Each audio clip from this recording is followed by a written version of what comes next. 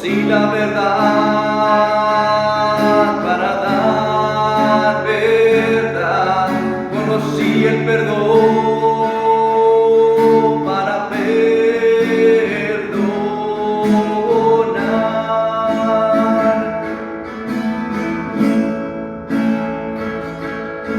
Por la gracia de Dios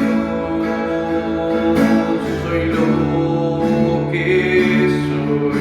Por la gracia de Dios tengo su amor. Por la gracia de Dios tengo su paz. Por la gracia de Dios tengo perdón. Conocí el amor para dar amor, conocí la verdad para dar verdad, conocí el perdón para perdonar.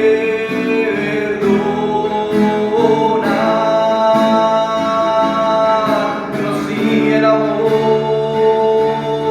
para dar amor, conocí la verdad para dar verdad, conocí el perdón para perdonar.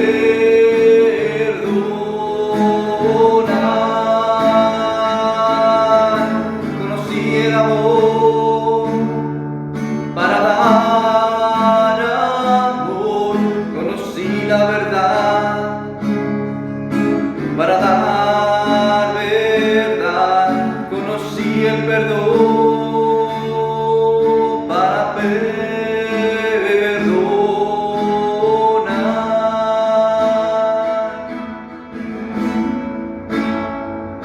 Gracias, Jesús, que es tu paz y es tu perdón, Señor, lo que nos hace entender tu gran amor, Señor, todo lo que has hecho por nosotros, Señor. Bendito seas.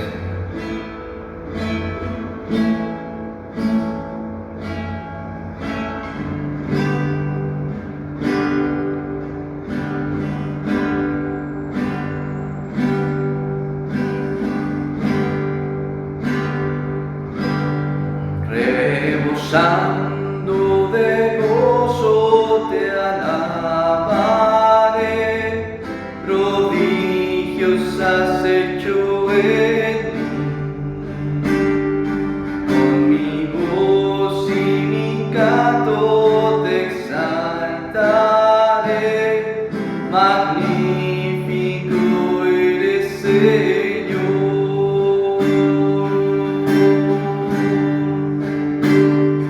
Rebosando de gozo te alabaré, prodigios has hecho en mí. Con mi voz y mis palabras te exaltaré, magnífico eres, Señor. Sea tu nombre, oh Cristo bendito, desde ahora y para siempre. Eres exceso sobre las naciones, reinas con gloria y poder. Rebosando de gozo te alabaré, prodigios has hecho en mí. Con mi voz y mis palabras te exaltaré, magnífico eres, Señor. Será tu nombre,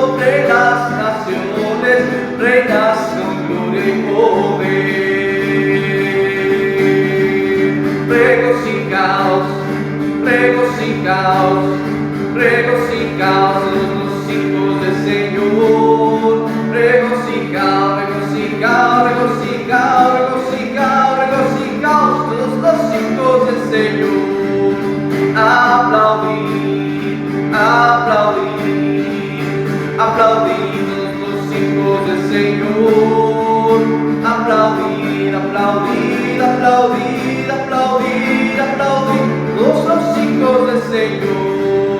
Canta y danza, canta y danza, canta y danza todos los hijos del Señor. Canta y danza, canta y danza, canta y danza, canta y danza, canta y danza todos los hijos del Señor. Regocijaos, regocijaos, regocijaos los hijos del Señor. Regocijaos, regocijaos, regocijaos, regocijaos, regocijaos los hijos del Señor. Aplaudid, aplaudid, aplaudid los hijos del Señor. Aplaudid, aplaudid, aplaudid, aplaudid, aplaudid los hijos del Señor. Canta y danza, canta y danza, canta y danza todos los hijos del Señor. Canta y danza, canta y danza, canta y danza, canta y danza, canta y danza todos los hijos del Señor. Canta y danza, canta y danza, canta y danza, canta y danza, canta y danza todos los hijos del Señor.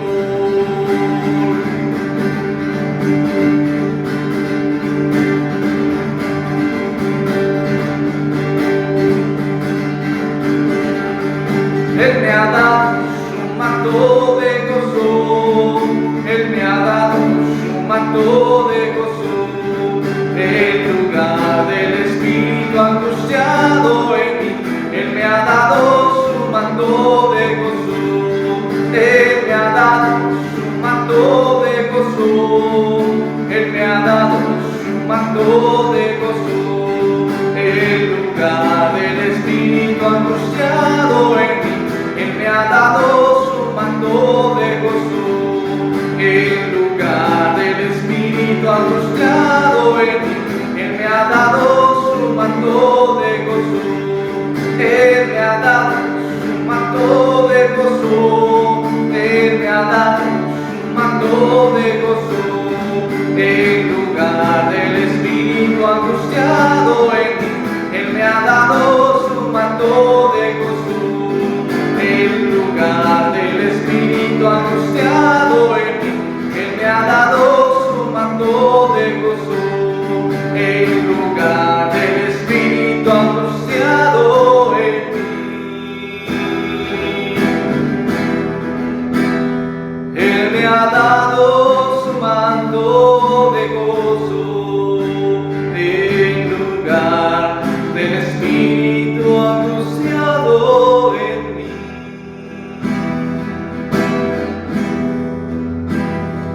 Él me ha dado su manto de gozo, en lugar del espíritu angustiado en mí.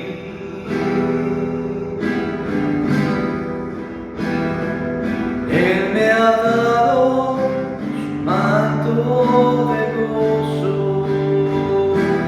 Él me ha dado su manto de gozo, Él me ha dado su manto de gozo, Él me ha dado su manto de gozo.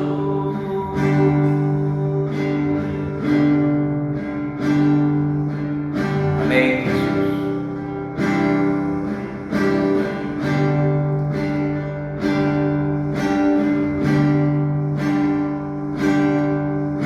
Esa paz que yo siento en mi alma no es porque todo me va bien. Esa paz que yo siento en mi alma es porque yo sigo a aquel que es fiel. Esa paz que yo siento en mi alma no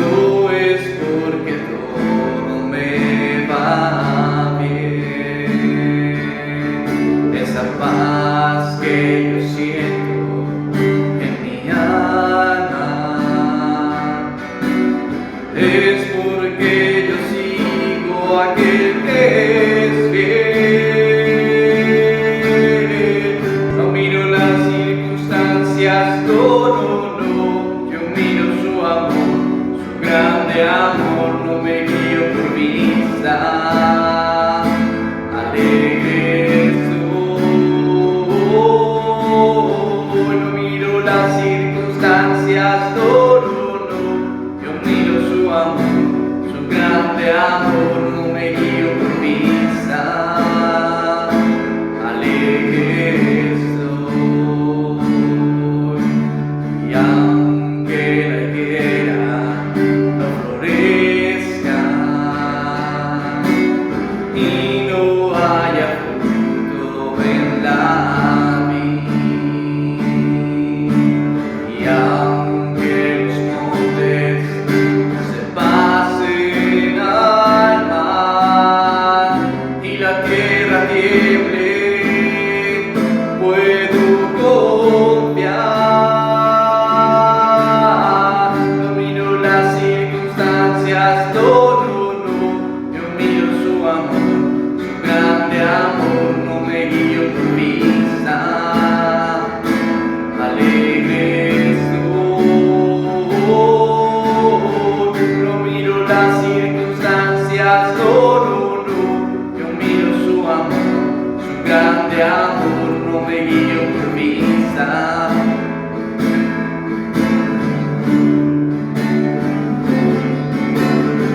No miro las circunstancias, no, yo miro su amor, su grande amor, no me guío por vista.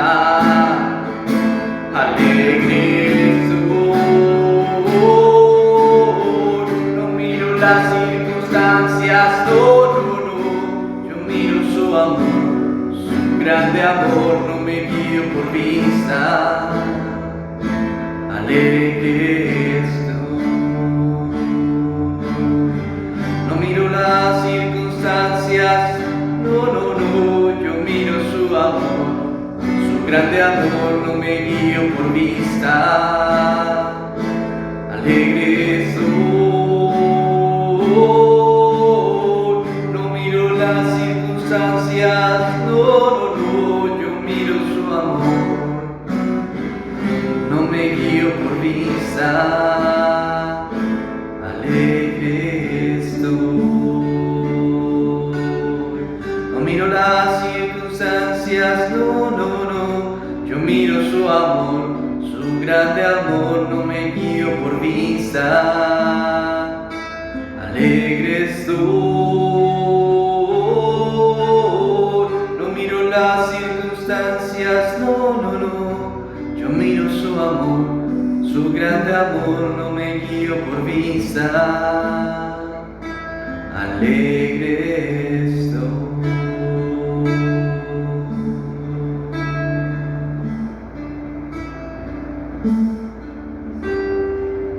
Bendito eres, Jesús.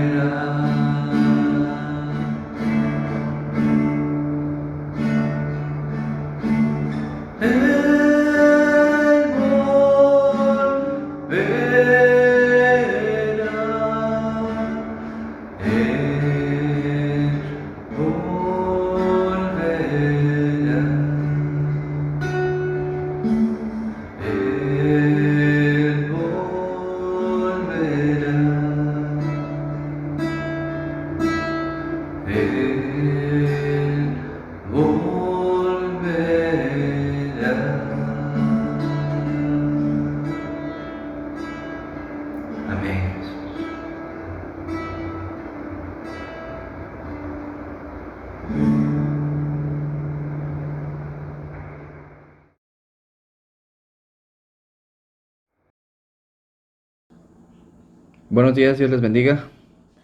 Vamos a empezar con la enseñanza del día de hoy. Y prácticamente lo que vamos a hacer hoy es una continuación de lo que hemos seguido hablando sobre la fe, nada más que vamos a dar un enfoque práctico sobre este punto. Quedábamos que de alguna forma con eso cerramos el tema. Y creo que la forma más importante de considerar el asunto de la fe es, como hemos comentado, el ver los frutos. El ver los frutos. La fe, dice la escritura que actúa, que obra por medio del amor. La fe no solo es una cuestión de realizar cosas sobrenaturales, sino de una manifestación cotidiana en nuestras vidas. Es importante comprender que una vida llena de fe se va a demostrar todos los días, hasta en las cuestiones más simples, en casa, en el trabajo, en la escuela. Y no solo es una cuestión de mucho conocimiento. Hay gente que sabe mucho y realmente y lamentablemente carece de fe. El conocimiento no nos va a llevar realmente a la vida que Cristo nos pide. Porque el simple conocimiento, sin un actuar o un proceder por medio de la fe, lo único que va a hacer es llenarnos, ¿verdad? La mente de ideas, de doctrinas, pero sin una aplicación real. Y no tiene sentido. Es como tener un libro de cocina y jamás hacer una de las recetas, aunque podamos decir ya me lo sé de memoria. Ya me sé los ingredientes de muchos platillos, pero nunca lo hago. Nunca lo pongo en práctica, entonces no tiene sentido. O sea, conocer la palabra, aprender de ella y no llevarlo a la práctica, de alguna forma no tiene sentido. O sea, si realmente nos acercamos a Dios y queremos conocer de la palabra, y lo vamos a ver de verdad con la ayuda de Dios en la enseñanza, creo que es importante entender que es una vida práctica. Lo estuvimos estudiando. Inclusive cuando el apóstol Santiago decía, muéstrame tu fe por tus obras, es por un actuar, un proceder. Pero puede ser, ¿verdad? Que haya gente, le decía, con mucho conocimiento, pero que su actuar no coincide para nada. Y esto lo podemos ver en el mismo pueblo hebreo, ¿verdad? En el pueblo de Dios, que fue reprendido varias veces por Dios y que siempre hay una pugna, una pelea, ¿verdad? De que si son los líderes los que hacen las cosas mal, ¿sí? O si es el pueblo. Entonces vamos a tratar de entenderlo con un texto en la escritura. Vamos a ver ambas partes, qué nos dice la palabra acerca de ello, porque mucha gente a veces le echa la culpa a los pastores, que sí, tienen gran responsabilidad en cuanto a la forma de llevar una congregación o un grupo. Y hay veces que, ¿verdad?, se le echa toda la culpa también a los congregantes, a los hermanos, a la gente que de alguna manera no lleva ningún cargo en la congregación. Entonces siempre va a ser una situación de echarle culpas a otros. Pero vamos a tratar de entender lo que dice la Biblia primero. Dice en el libro de Ezequiel, capítulo 34. Ezequiel 34, desde el versículo 1 vamos a empezar, dice la palabra. Vino a mí palabra de Jehová diciendo, Hijo de hombre, profetiza contra los pastores de Israel.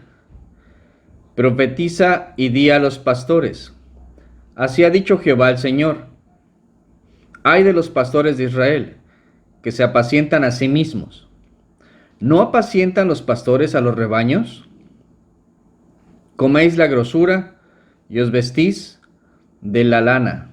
La engordada degolláis, mas no apacentáis a las ovejas.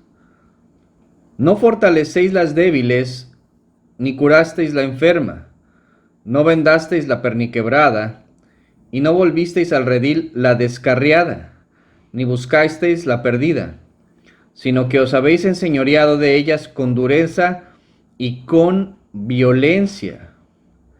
Y andan errantes por falta de pastor, y son presa de todas las fieras del campo y se han dispersado. Anduvieron perdidas mis ovejas por todos los montes y en todo collado alto. y en toda la faz de la tierra fueron esparcidas mis ovejas, y no hubo quien las buscase, ni quien preguntase por ellas. Por tanto, pastores, oíd palabra de Jehová. Vivo yo, ha dicho Jehová el Señor, que por cuanto mi rebaño fue para ser robado, y mis ovejas fueron para ser presa de todas las fieras del campo, sin pastor, ni mis pastores buscaron mis ovejas, sino que los pastores se apacentaron a sí mismos y no apacentaron mis ovejas. Por tanto, oh pastores, oíd palabra de Jehová. Así ha dicho Jehová el Señor. He aquí, yo estoy contra los pastores y demandaré mis ovejas de su mano, y les haré dejar de apacentar las ovejas. Ni los pastores se apacentarán más a sí mismos, pues yo libraré mis ovejas de sus bocas, y no les serán más por comida. Porque así ha dicho Jehová el Señor, he aquí yo mismo iré a buscar mis ovejas, y las reconoceré. Es un texto muy fuerte, un texto que transmite la indignación de Dios. Y sí, en esta parte les habla directamente, ¿verdad?, a los pastores, pero está hablando en un sentido figurado de aquellos que cuidan, de aquellos que protegen. Inclusive dice, ¿no acaso? Dice, son los pastores los que apacientan a los rebaños. Pero aquí la acusación es cómo estos pastores, ¿verdad?, se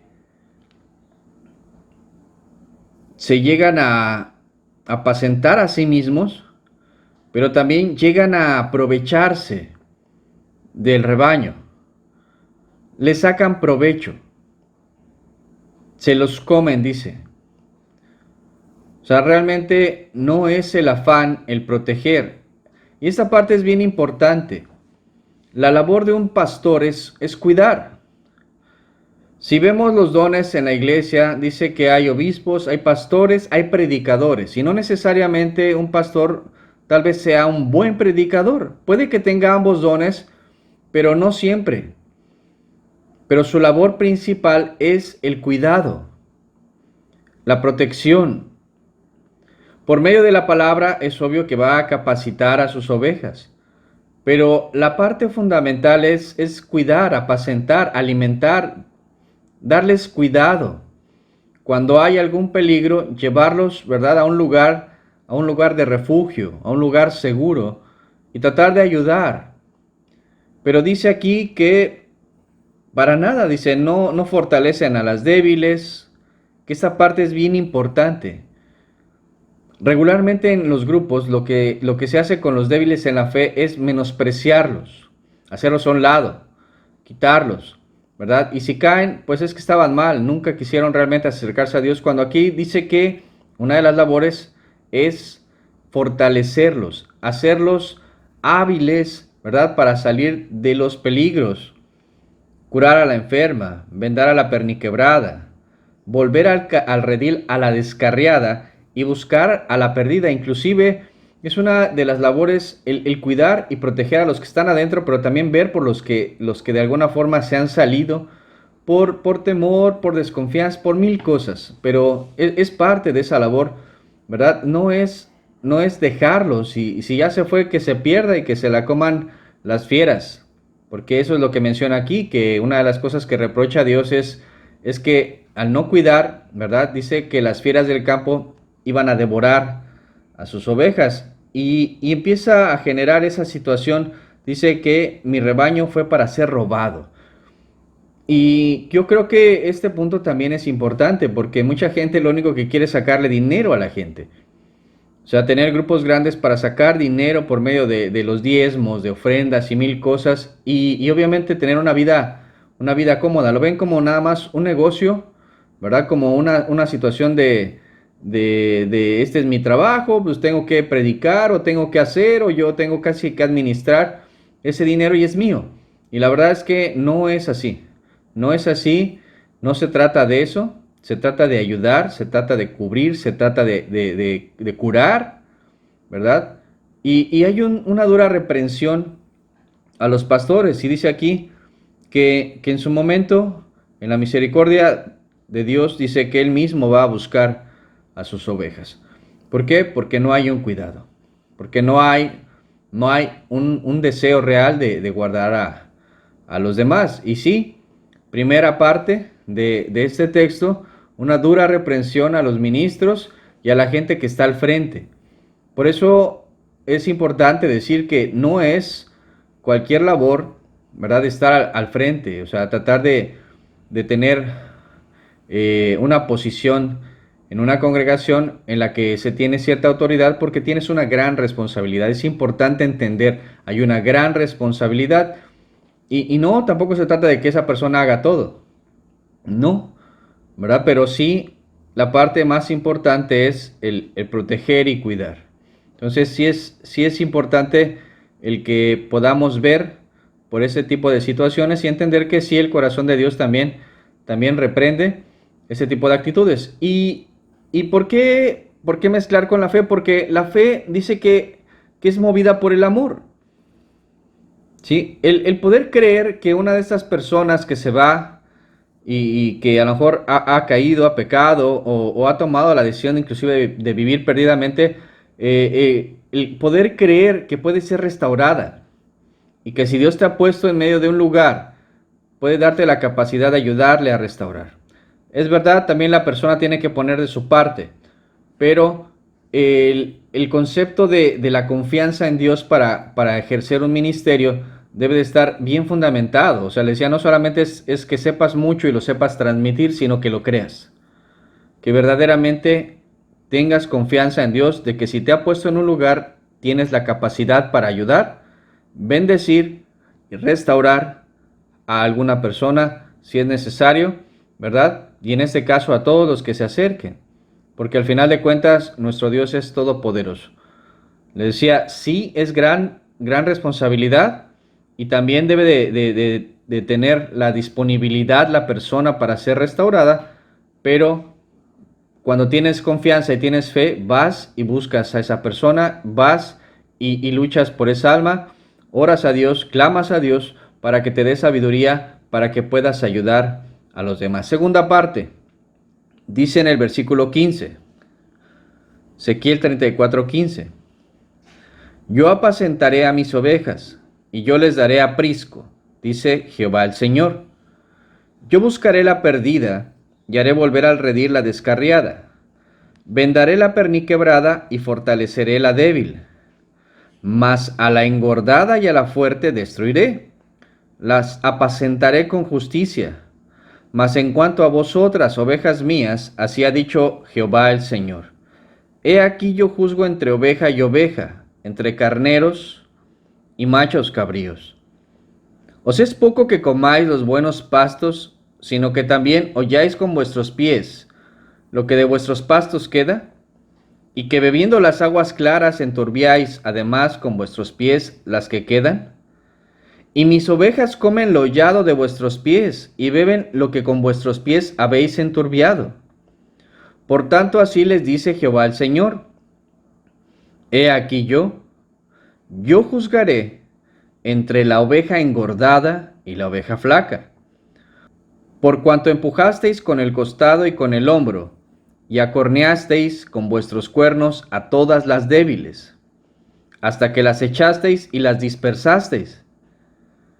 Yo salvaré a mis ovejas y nunca más serán por rapiña, y juzgaré entre oveja y oveja, y levantaré sobre ellas a un pastor, y él las apacentará, a mi siervo David, él las apacentará, y él les será por pastor.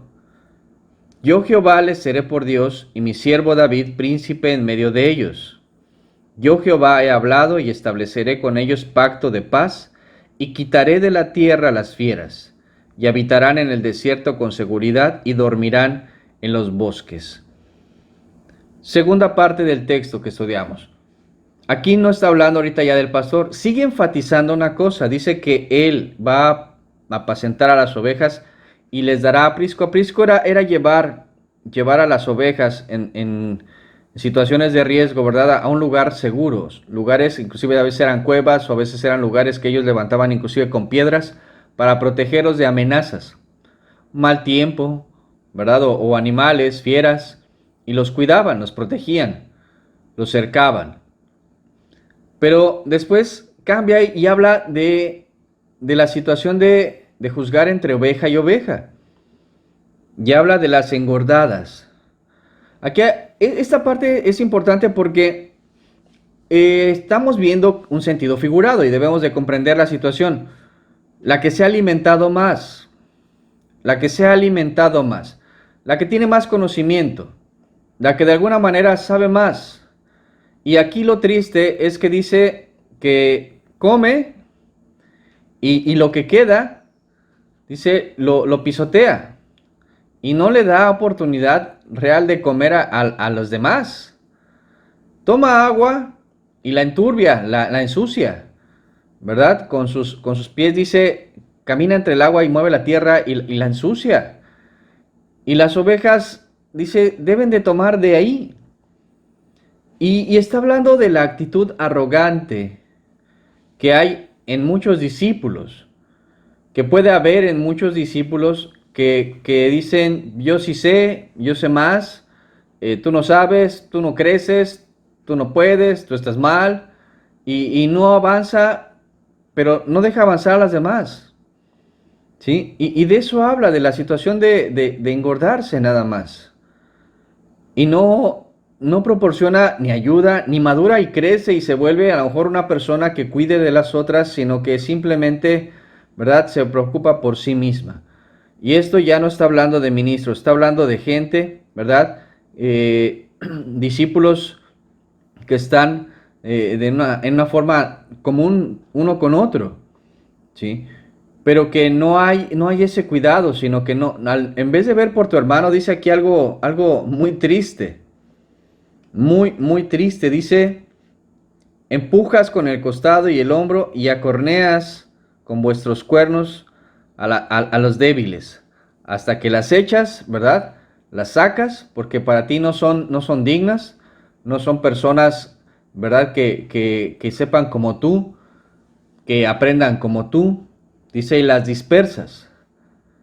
Y mucha gente así es, o sea, mucha gente a veces se comporta de esta manera, creo que el término, y espero, ¿verdad?, que no lo tomen a mal, pero es una actitud muy vil de lastimar a los que son más débiles, a los que no tienen la misma capacidad.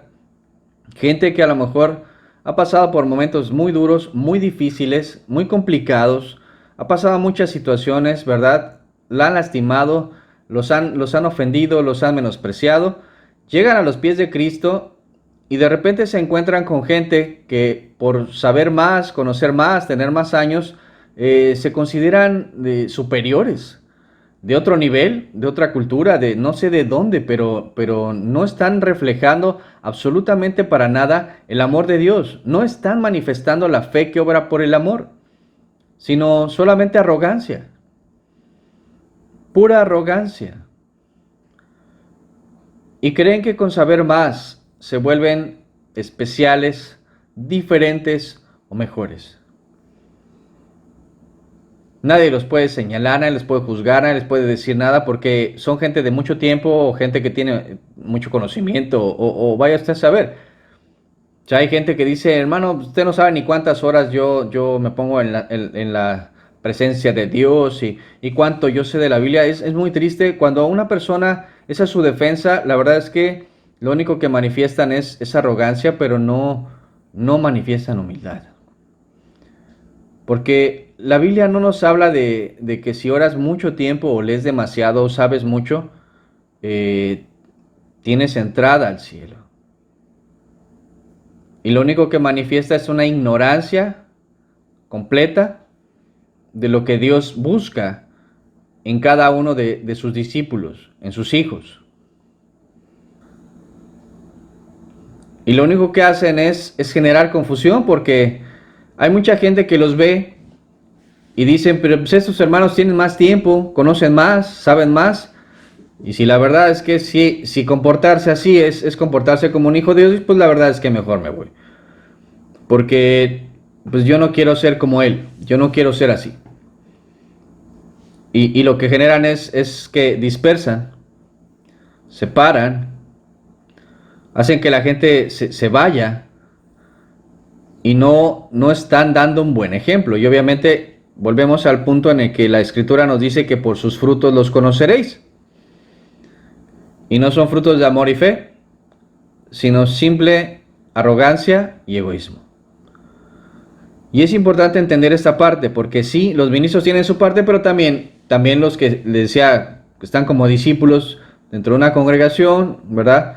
Porque hijos de Dios, al final de cuentas, si realmente ha tenido un encuentro con Cristo, ha nacido de nuevo, y predica, pues la predicación es un rol dentro de la congregación. Es pastor, el pastoreo es un rol, es por causa de las habilidades que Dios le ha dado, ¿verdad? Que usted tiene una función dentro del cuerpo. Pero la Biblia nos dice que la cabeza del cuerpo es Cristo. O sea, no es una persona, ¿no? O sea, inclusive aquí da la imagen, dice mi siervo David, ¿verdad? Él va a pastorear. Y está una figura. O sea, David fue pastor y él sabía lo que era cuidar un rebaño. Y aquí está hablando de una cuestión espiritual. Jesús es el buen pastor. Pero mucha gente le quita el lugar y al decir soy pastor, se vuelven dueños de una congregación, de un grupo. Y lo único que hacen es robar, ¿verdad? Menospreciar y no dar el ejemplo. Y estoy hablando de los que actúan obviamente de esa manera. Habrá quien tenga un buen testimonio y obviamente la misma congregación, ¿verdad? Vea por ellos porque digan, no, él sí nos ha cuidado, él nos ha llevado a los pies de Cristo. Bendito Dios por esas personas. Pero hay aquellos que son diferentes. Y la verdad es que cualquiera y en cualquier lugar tiene que entender que por los frutos vamos a conocer realmente a la gente que está a nuestro alrededor. Y si ves a alguien que cuida de ti, pues obviamente te está dando un ejemplo de que te ama y de que realmente quiere que crezcas y quiere que madures y quiere ver que tú también te vuelvas en algún momento, ¿verdad? Un padre espiritual para otros. Un guía, ¿verdad? Un apoyo, el hombro en el cual llorar y poder salir adelante. Pero esta parte, le decía, es cuando ves la madurez en alguien que está creciendo y que deja de pensar ya en sí mismo, sino que aprende a ver y a pensar también en las necesidades de otros. Cuando una persona ha crecido, ha madurado, lo ves de una forma muy sencilla. ¿Por qué? Porque no solo ve sus necesidades, sino que ves que se preocupa por otros. Y empieza a reflejar que lo que Dios hizo en su vida, ¿verdad? Se está multiplicando. Los dones que Dios puso en su vida, los está multiplicando, está trabajando en ellos. No solo por un puesto en la congregación, sino porque ama. ¿Por qué? Porque no corneas ni avientas a tus hermanos, sino que ves el riesgo, ves los peligros y te acercas y le cuidas y le proteges y ves por él y preguntas ¿por qué no ha asistido? Si está bien, si todo va bien en su casa. Y le decía, no es porque se pase lista en una congregación, sino porque de alguna forma también tienes preocupación por esa gente. Entonces, sí es importante valorar, ¿verdad? Lo que Dios nos habla acerca de estas cuestiones. En Santiago capítulo 5, versículo 5, entendamos que Santiago, el texto de Santiago fue escrito a los hebreos en la dispersión, a gente que tenía conocimiento de la palabra, que tenía, si podemos decir, un contexto religioso, un contexto en el que se conocía, ¿verdad?, de lo que Dios pedía a su pueblo, y le habla a gente de alguna forma que tiene ciertos recursos y le dice, habéis vivido en deleite sobre la tierra y sido disolutos, o sea, gastas. Si habéis engordado vuestros corazones como en día de matanza. Habéis engordado vuestros corazones como en día de matanza. No solo está hablando de las cuestiones materiales, sino de que también el corazón se engorda. En el Antiguo Testamento lo llaman mucho como que se llena de grosura, de grasa, ¿verdad? Está enfermo el corazón. Está enfermo. No es un corazón sano. No es sano. Y dice que cuando se engorda el corazón, dice, es para el día de matanza. O sea, ¿para qué tú engordas una oveja? Para que la maten y se la coman, ¿sí? Por eso una oveja engordada en la Escritura nos da esa idea también. Las ovejas engordadas, dice, solamente pues, van directo al matadero. Van, solo para eso están. Se están preparando para el matadero. Es algo lamentable y triste, pero mucha gente solo se llena de conocimiento, pero no entiende su función dentro de una congregación, dentro de un cuerpo. Creo que es el término más correcto. Dentro del cuerpo de Cristo no entiende su función. No es llenarnos de conocimiento. ¿Por qué? Porque el conocimiento, la letra mata, y es el Espíritu el que da vida. Estudiábamos acerca de Rema, de Logos, ¿verdad? De la revelación que viene por la palabra de Dios, ¿sí? Que se nos da en la Escritura y por medio de la oración. Y te mueve a actuar, te mueve a hacer algo. Te mueve realmente a amar a los demás y a entender que los dones que tienes tienen un propósito. Tu vida tiene un propósito. Tú vales mucho y Dios te ha dado un propósito en la vida para bendecir a los demás, ¿verdad? Y que tengas la capacidad de llevar vida a otros, de cuidar a tus hermanos, de ayudarse unos a otros. Y esta parte es bien importante. No nos dio la capacidad de aprender pura letra nada más para llenarnos de, ¿verdad? de conocimiento y engordar nuestros corazones, sino que lo que Él quiere es que entendamos, que comprendamos realmente cuál es su voluntad. Entender. La palabra nos habla de entender. Hay un texto en el libro de Jeremías, capítulo 9. Jeremías 9:23 dice: así ha dicho Jehová, no se alabe el sabio en su sabiduría, ni en su valentía se alabe el valiente, ni el rico se alabe en sus riquezas, mas alábese en esto el que se hubiere de alabar, en entenderme y conocerme, que yo soy Jehová, que hago misericordia, juicio y justicia en la tierra, porque estas cosas quiero, dice Jehová. Así dice Jehová, no se alabe el sabio en su sabiduría, ni en su valentía se alabe el valiente, ni el rico se alabe en sus riquezas. Mas alábese en esto el que se hubiere de alabar, en entenderme y conocerme, que yo soy Jehová, que hago misericordia, juicio y justicia en la tierra, porque estas cosas quiero, dice Jehová. Entenderlo y conocerlo. Y eso a que nos va a llevar a hacer misericordia, juicio y justicia. Esto me ha mostrado el Señor. Esto me ha mostrado lo que es bueno y quiere Él de mí. Hacer justicia, amar la misericordia y ser humilde delante de Él y humillarme ante mi Dios. Lo repite una y otra vez.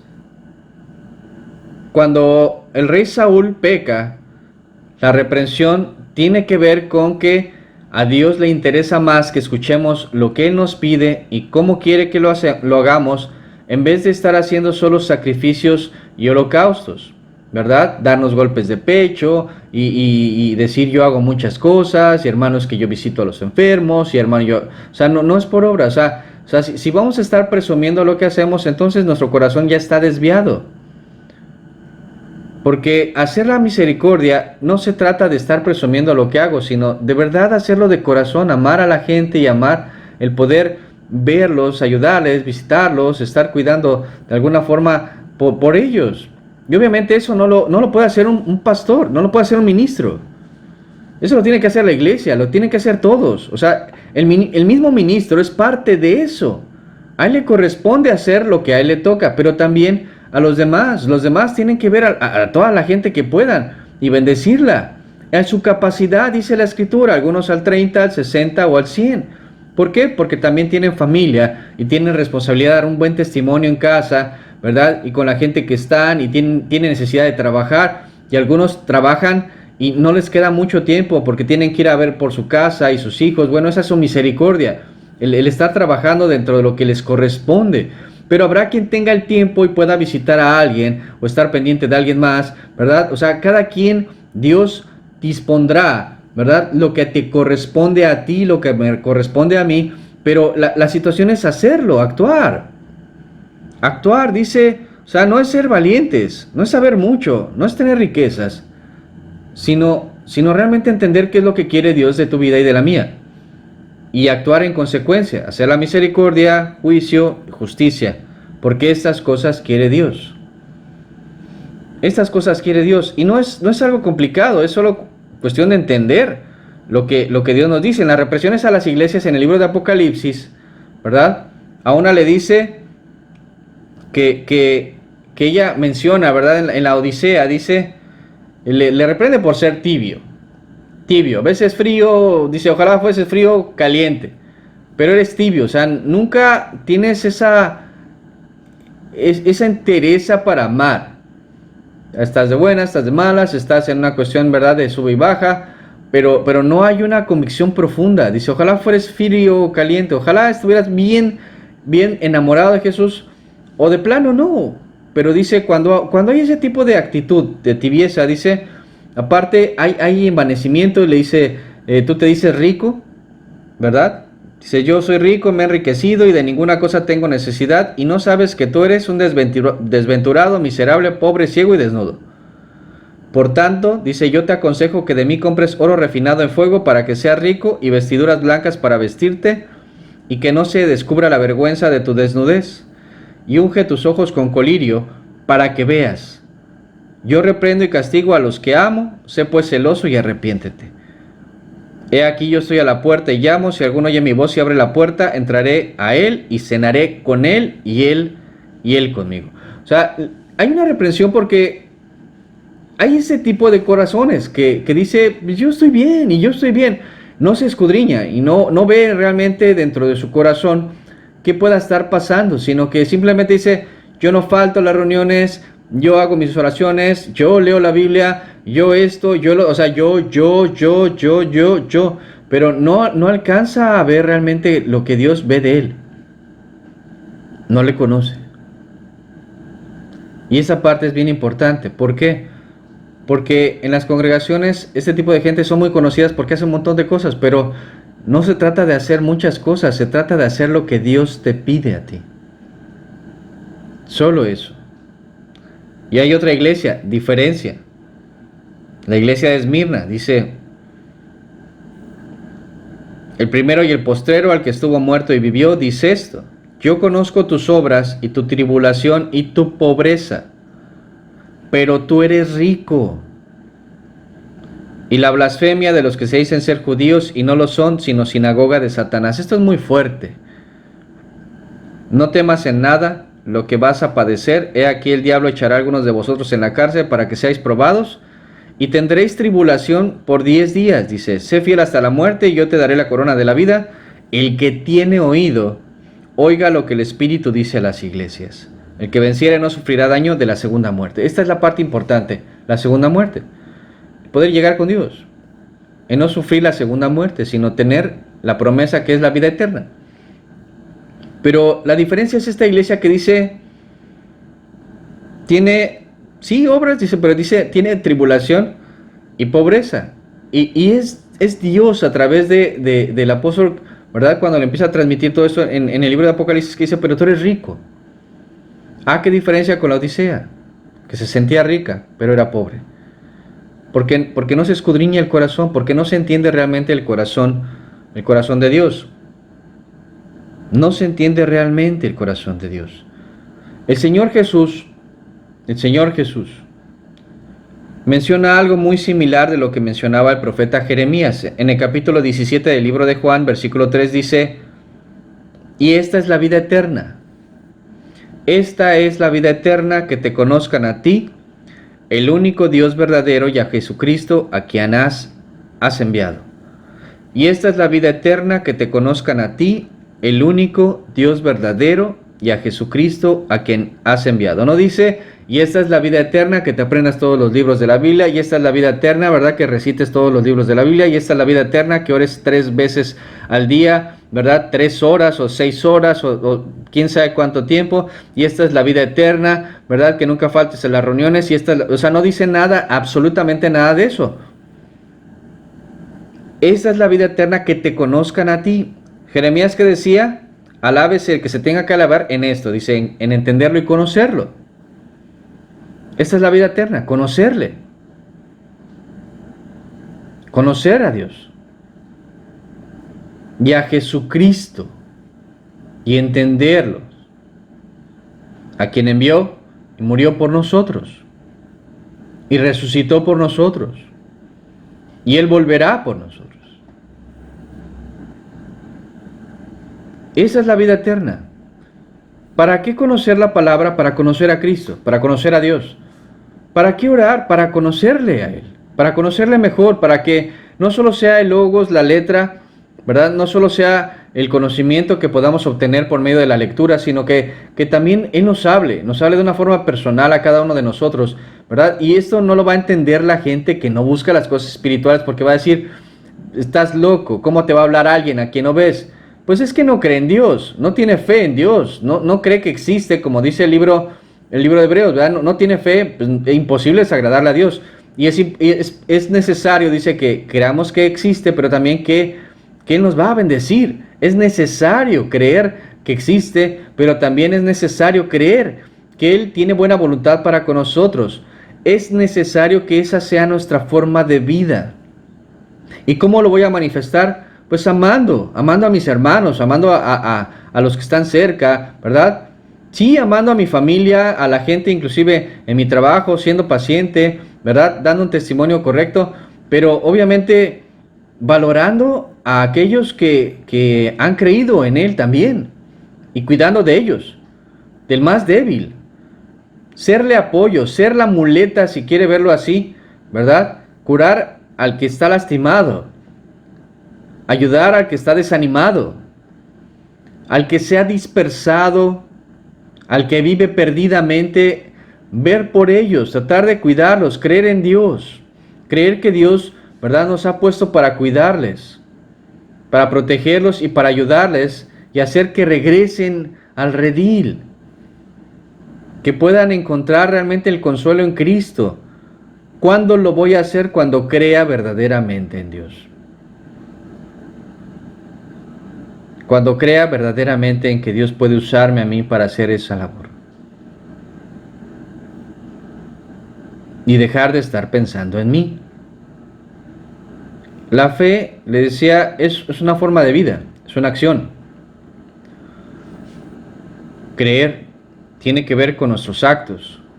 Confiar en Dios tiene que ver con nuestros actos y obviamente por sus frutos los conoceréis. Esa es una verdad muy fuerte, muy fuerte, ¿sí? O sea, es impresionante cómo a esta iglesia de Esmirna, ¿verdad? Le dice, yo conozco, dice, la blasfemia de los que se dicen ser judíos, pero no lo son. En nuestros días sería algo así como yo conozco, ¿verdad? A los que blasfeman y se dicen ser cristianos, hijos de Dios, y no lo son. Y a veces son los que más tropiezan a los que realmente están buscando. Son los que más se oponen. Porque como ellos no están actuando correctamente y sus conciencias también se los muestran, le incomoda la vida de los que realmente están viviendo en paz. Y terminan, obviamente, tropezando a muchos. En vez de reconocer y humillarse, ¿verdad? Por eso dice la palabra aquí. Si estoy a la puerta, reprendo y castigo a todo aquel que amo. Sé pues celoso y arrepiéntete. O sea, el celo no es darse golpes de pecho y decir, ay, tú, pecador, te fuiste. Y le decía, se confunde ese tipo de celo, que es incorrecto, porque la gente aquí, sin entender el corazón de Dios, lo que hacen es empujar hacia más afuera, cornear a esas personas que han caído, que han tenido una situación ¿verdad?, desagradable, y los sacan de un lugar y los echan, ¿verdad?, y los tratan mal y los señalan, y en vez de buscar la restauración de esa persona, los lastiman más en vez de cuidarlos. Ser celoso implica entender realmente lo que está sucediendo, darse cuenta, entender el amor de Dios, ¿verdad?, lo que ha hecho por nosotros, y que no se vale, ¿verdad?, pues que se le esté dando la espalda a Dios de una u otra forma. Dice, y arrepiéntete. O sea, si hay algo incorrecto en nosotros, ¿qué tenemos que hacer? Pues arrepentirnos. O sea, pero ser humildes y reconocerlo. Darnos cuenta de que estamos actuando mal. Darnos cuenta de que no es la manera. Pero eso, pues tengo que verlo yo. O sea, cada uno de nosotros tiene que entender lo que está haciendo mal. Eso es un acto de fe. Porque si le creo a Dios y le creo que me puede restaurar, aún a mí, ¿verdad?, voy a actuar. Y si en su misericordia logro entender realmente el perdón de Dios y comprender lo que ha hecho por mí, entonces voy a poder caminar. Y si valoro eso y lo entiendo, voy a valorar el alma de los demás, y voy a poder buscar a los que se han apartado y los que se han ido, ¿verdad? Y voy a sentir compasión por ellos. ¿Por qué? Porque de alguna forma entiendo lo que Dios ha hecho en mi vida, que ha tenido misericordia. Pero eso es algo que yo tengo que reflexionar, cada uno de nosotros. Que mientras más valoremos lo que Dios ha hecho en nosotros, más entenderemos que no solo fue por nosotros, también fue por ellos, por los demás. Y lucharemos por sus almas. De verdad, ojalá lo podamos entender. La fe debe ser parte de nuestra vida, la confianza, o sea, el demostrar que lo que leo, lo creo, y lo pongo por obra, y actúo. Y lo que no logro entender, pues le pregunto a Dios, y busco que Él me muestre, ¿verdad?, a mi nivel, porque en eso tiene que ver también mucho el rema, ¿no? O sea, hay cosas que a lo mejor no entendemos, como los discípulos en las parábolas le decían, ¿qué quisiste decir? Y decirle, Señor, no alcanzo a comprender, pero ayúdame a entender. ¿Por qué? Porque deseo realmente conocerte, entenderte y hacer tu voluntad. Y que con la ayuda de Dios, ¿verdad?, nos dé sabiduría para seguir adelante. Terminamos con una oración. Señor, muchas gracias por tu misericordia, Señor. Te pedimos nos ayudes y nos des de tu sabiduría, Señor, para entender realmente lo que tú buscas en cada uno de nosotros. Señor, compártenos tu corazón, Señor, para saber realmente lo que buscas en nosotros, primeramente, Señor. De verdad te agradecemos tu amor. Y te pedimos, Señor, que guardes a cada uno, Señor. En el nombre de Jesús. Amén. Y reiterando este punto, yo le pediría algo, y si usted sabe de alguien que no se ha congregado, no ha estado yendo por alguna u otra razón, le decía, no solo señalar y decir, pues quién sabe, no, pues él ya sabrá. No, pues es que a lo mejor no lo sabe ni lo entiende. Él decía, no es por congregarse, no solo es por congregarse, es por su alma. A lo mejor va a seguir sin congregarse, pero hay la oportunidad de ayudarle a ver por su alma, ¿verdad? Y saber que estamos haciendo algo por esa alma. Saber que de verdad nos interesan las almas, no solo el conocimiento. Y demostrárselo a Dios. Pues que pase una bonita tarde. Un saludo a su familia. Que Dios nos siga guardando a todos. Que Dios le bendiga. Hasta luego.